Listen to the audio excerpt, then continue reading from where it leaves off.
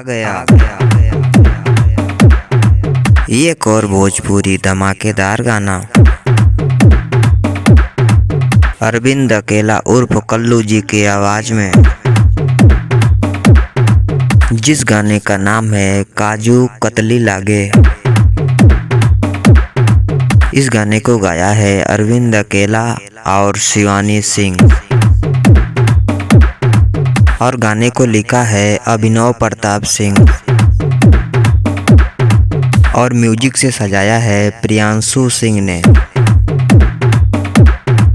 इस गाने के डायरेक्टर हैं विभांशु तिवारी। और दोस्तों आप लोग को बता दूं कि इस गाने में अरविंद अकेला उर्फ कल्लू जी के साथ नजर आने वाली हैं क्वीन शालिनी। अब दोस्तों हम जान लेते हैं आखिर ये गाना रिलीज कब होगा। दोस्तों आप लोग को बता दूं कि ये गाना आपको कल सुबह 7 बजे देखने को मिलेगा ग्लोबल म्यूजिक जंक्शन से। तो दोस्तों देखना ना भूलें कल सुबह 7 बजे काजू कतली लागे। दोस्तों ऐसी जानकारी के लिए हमारे चैनल को सब्सक्राइब जरूर कर लें।